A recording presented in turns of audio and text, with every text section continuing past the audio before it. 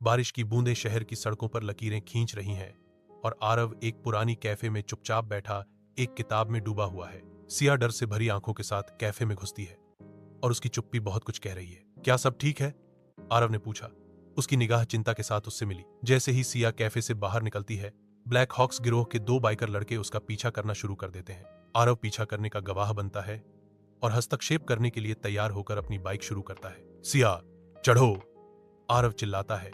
जैसे ही वे शहर की सड़कों से भागते हुए एक पुराने गोदाम की ओर जाते हैं। धुंधले, धूल से भरे गोदाम में सिया की आंखों में डर और संकल्प का मिश्रण दिखाई देता है, क्योंकि वह आरव का सामना करती है। सिया ने खुलासा किया, तुम नहीं जानते आरव, मैं खुद ब्लैक हॉक्स की सदस्य थी, लेकिन मैंने कुछ ऐसा देखा जो मुझे नहीं देखना चाहिए था। एक हत्या। अब वे मुझे मारना चाहते हैं। आरव का संकल्प और दृढ़ हो जाता है। तो अब हम भागेंगे नहीं, हम उनका सामना करेंगे। रात के पर्दे के नीचे गोदाम चुपचाप मंडराता है, क्योंकि आरव और सिया, उनके चेहरे गंभीर दृढ़ संकल्प के मुखौटे पहने हुए, कानून प्रवर्तन के साथ योजना को अंतिम रूप देते हैं। ब्लैक हॉक्स गिरोह छाया से निकलता है।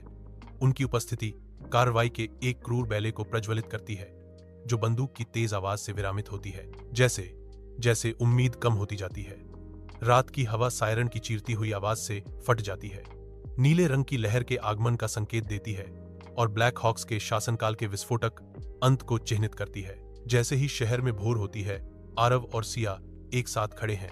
उनकी आकृतियां उभरती हुई रोशनी के सामने सिल्हूटेड हैं। सिया की आवाज, कोमल फिर भी दृढ़, सुबह की शांति को चीरती है।